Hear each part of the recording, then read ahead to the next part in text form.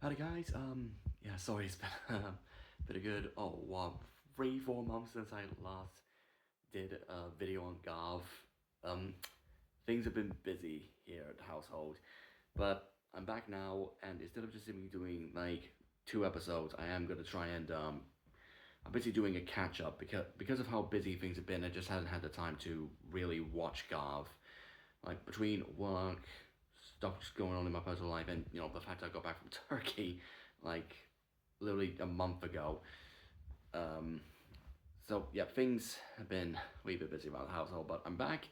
So we're gonna just cover everything from episode 27 to 36 as much as I can, and basically just summarize it down, because Garv is ending soon and Zet is just around the corner.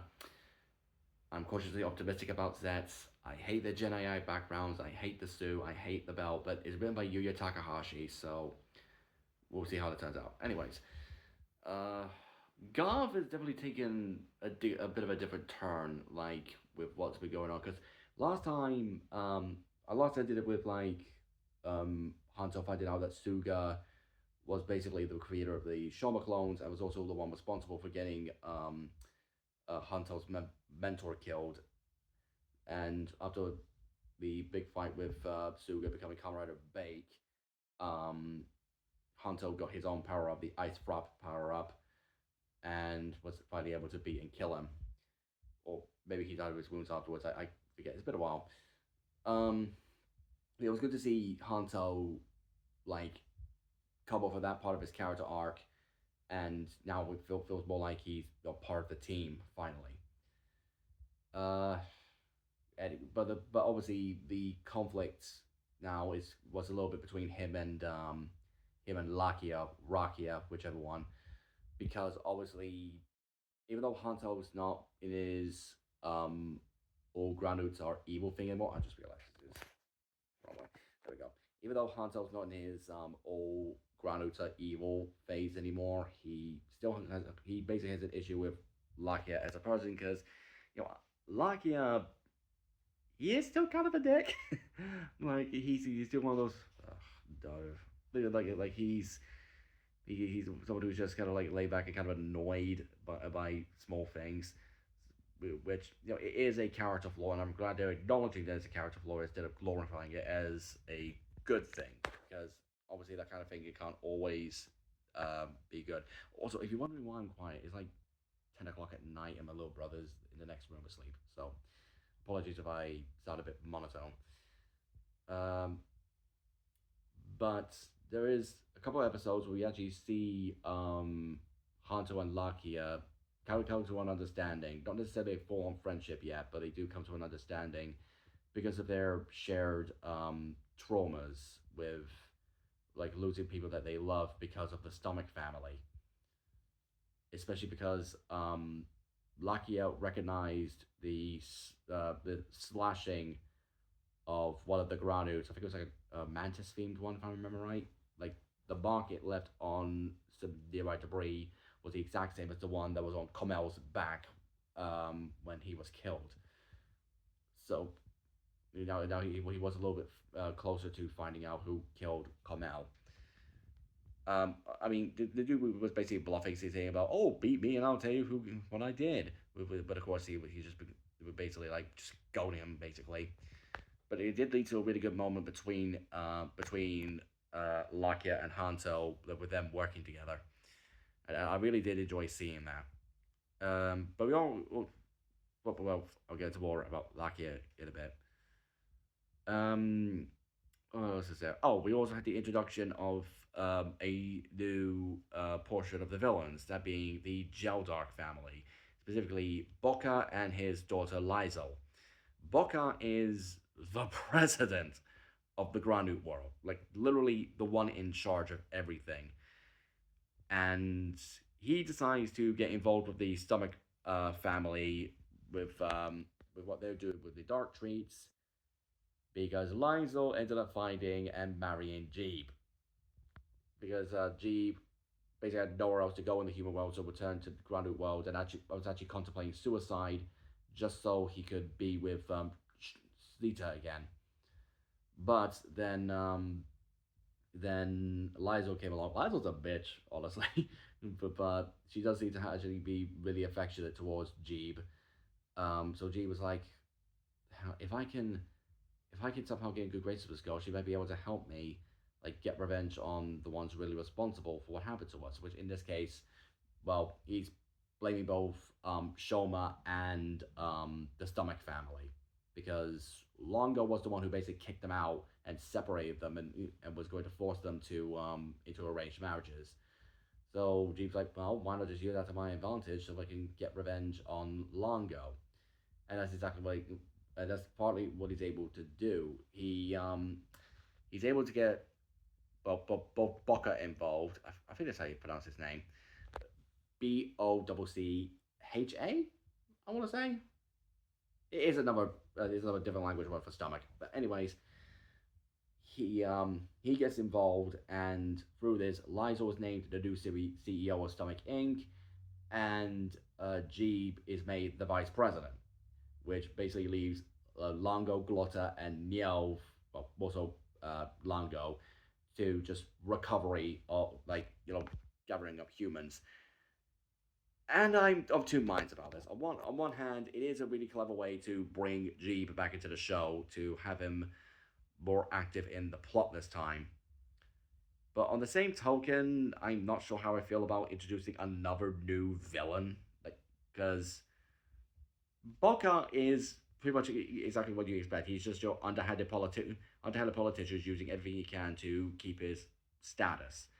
Which, judging from how Longo described it, that is how you survive in the Grand Duke society. But I don't know. So I guess it does kind of like feed back into one of the main themes of this show, that the villain at the end of the day is basic greedy capitalism and human trafficking, but it is probably capitalism and the survival of the fittest mindset, which of course Kamen Rider regularly refutes. Refutes, sorry, not refutes. Um, Through all of this, of course, we do eventually get another power up for Shoma. Like when he starts learning more about the Gel Dog family, and uh, eventually he's able to get a brand new power up in the form of the Gotcha Pod, which Dente was able to assemble. And it's here we find out how Dente is able to like build all this new gear he keeps making for the riders. He's literally using the E from his Gavv. Body horror. This show knows no limits when it comes to body horror, I swear to God.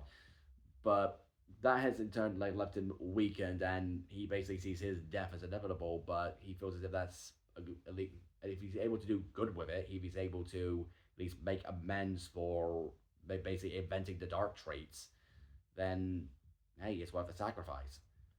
And I do like this for Dente, and this is one of the few times where Junko Kimura's whole seniority I don't want to say seniority complex, but basically a problem I have with Junko Kimura's writing and a lot of her stuff is that the seniors are always put in the right. They're always automatically viewed as right in everything, when if you actually look at their actions, they're assholes. Like completely utter assholes. Like good example of this, Zhuoja, Yamato's dad. He assumed after his wife died, he basically ghosted his child and gaslit his child into into basically just living with his uncle. It was entirely the dude's fault. The fault that there's such a strained relationship between the two, and yet the show basically said, "Oh no, Yamato, you should be more open and thinking of others." When that is literally what Yamato's been doing the entire series. Like Yamato has every reason to hate the guy, and yet we're supposed to side with Yamato's dad over this just because his wife died. Boo fucking who? You should be there for your kid. But yeah, that's a problem I have with Junko Kimura as a writer when it comes to her writing, I guess, senior level characters. I don't mean like older characters, just people I guess have a higher standing in society, I suppose. It was the same thing with Keiichiro in Lupin, where the dude is a complete and utter smeghead. He keeps on like trying to arrest the Lupin Ranger despite them not actually committing any crimes, and they keep on trying to justify that. Oh, he's just trying to be a complete good police officer. But you actually look at his actions, he's shit at his job, and they keep fans of the show will keep on trying to say, oh, it's because he kept on getting orders from the brass. except he keeps on doing it in the moment, so he's not actually getting it from the brass. And yet we're supposed to side with him. That fish is 2 days old and I ain't buying it. But this is one of the few instances where that kind of writing for senior characters actually works because Dente, he knows he fucked up and he's doing what he feels is the right thing to make amends for it. In this case, literally sacrificing himself to help power up the riders. And like I've already been spoiled about what happens to him, but it's like it's at least good to see that he's willing to go so far, especially if it means making sure that his nephew, excuse me, making sure that his nephew is able to defend himself and have people by his side. I actually like that for Dente. Which of course brings us to Shoma's power up, the Gotcha Pod, which is basically literally the power of 100 Gachizos in a single item. And of course, this is his ultimate form power up. And this is actually an interesting way how they do it because in order to because obviously as we see throughout the series, with the exception of I want to say the cake Cachizo, pretty much all the Cachizos die after their energy is used up, and we see that several times with the Blizzard Sorbet Gachizo, like mid battle, a couple times in mid battle, it just straight up melts. Um, in this case, Shoma has to basically keep on eating snacks, but they establish he can't just like wolf it down over and over again. He has to do it gradually, and but basically has to, in order to make 100 Kachizos, in order to power up the Gotcha Pod, because once the Gotcha Pod is used in battle, all 100 Kachizos just die like that. But that's actually an interesting way to like limit how often he uses power, and a good way to make sure he doesn't just go straight to it. Um, as for the forms themselves, he has this is an interesting one. He has two of them in the same item. First is Overgov, which is pure power. It's slow, it's brickish, but it's basically a one punch man kind of power up. It's like he literally like his punch can literally destroy a Granu in a single blow. As evident with the giant bloody Hulk hands he has on his arms. And it's at least interesting to have an orange final form. You don't get that very often in Kamen Rider. I mean, yeah, you have an orange primary form in the case of Gaim, but orange final form, nah, you don't get that very often. And the other one is his master form, which we see in his fight against Longo, which we'll touch on that in a minute. Um, where he, where master form, it definitely seems like an evolved version of his standard popping gummy form, and here for this one the colors actually work. For once, the purple, blue, and gold gradient actually work really well with the base understew. Helps that they keep some of the design highlights from Overgov as well, with the bigger ears and the shoulder panels and stuff like that. Obviously, taking away the fists because Master Gavv is pure speed, and it's also showcased during his fight with Longo that he is able to quickly like change between um, Master Gavv and Overgov on a whim. Just basically like because Longo's ground root form has incredible defenses. It is basically untouchable. It has basically perma shields everywhere, hacks.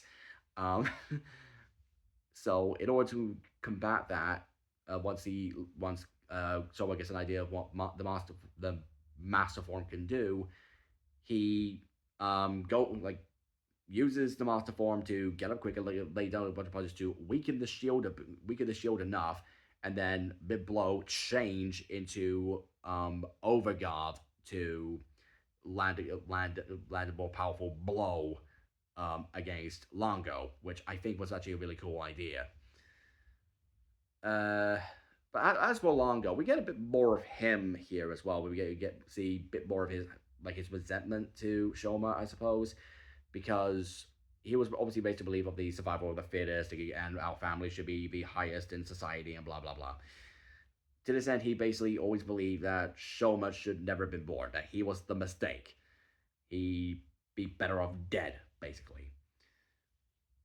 And it's amazing to see like I know we've had like really bitter like sibling relationships in Kamen Rider for a while, and even some strange ones. We had some good ones about like the like Go and Kiriko from Drive, but there was really like legitimately bitter like bitter sibling rivalries in Kamen Rider every once in a while, and obviously this is one of them. With since Longo is one of the main antagonists, and seeing it here, like seeing how much he just hates Sogo, sorry, not Sogo, Shoma for purely existing. That's well, naturally that does like damage to Shoma's self esteem.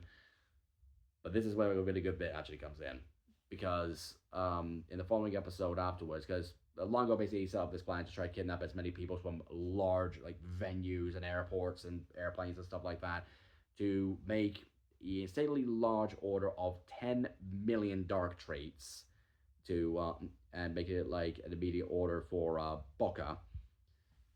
Uh, but it's following this that Hunter decides maybe we should spread the news of like ground roots and Kamen Riders, let people know that there's people out there looking after them. And at first, obviously, it doesn't go well, but then um, more messages start coming in. It's like, well, I don't think Kamen Rider's a monster because he saved me, and we get those kind of messages that come in over and over again. It even said, even if Kamen Rider's physically a monster, he still saved my life. He helped me.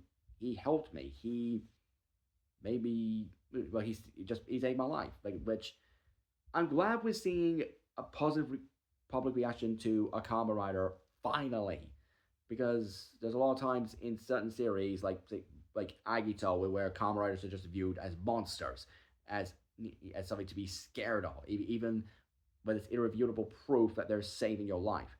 This series nips that in the butt. Like it tells you, no, Kamen Riders are heroes. They save your asses, so we should thank them for that.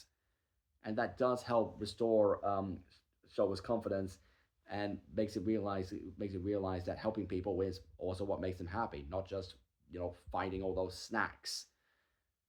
So yeah, I'm glad we have something like that to showcase the Kamen Riders actually being heroes. Now, also in all this is something going on with Lakia, where during the first fight with Longo at the airport, his belt gets damaged, like in the midst of the battle, even when doing the invisible jelly thing. Which does that still affect his heart? I want to say that still affects his heart.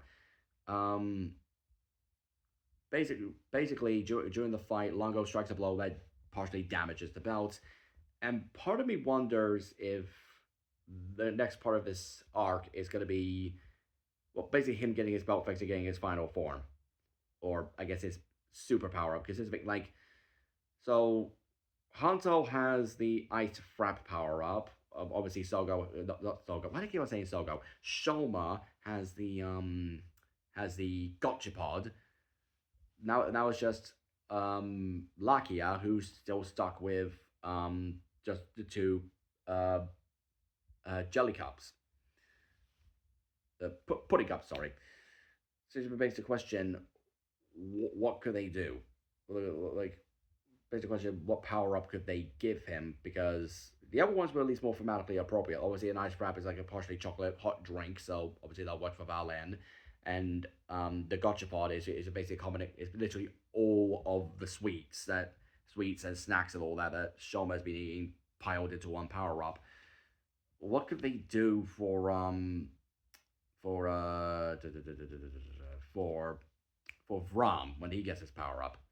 Well, I guess we're gonna have to find out soon because again, it is literally almost 10:30 now, so I'm gonna have to call it there. Again, I really do apologize for the long wait between videos. Again, things have just been really busy here, um, and I'm also just kind of tired.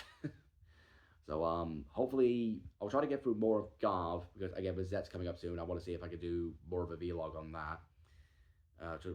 Hopefully try to keep it a bit more consistent. I'm surprised I managed to last to like episode 26 before my streak broke with Gavv.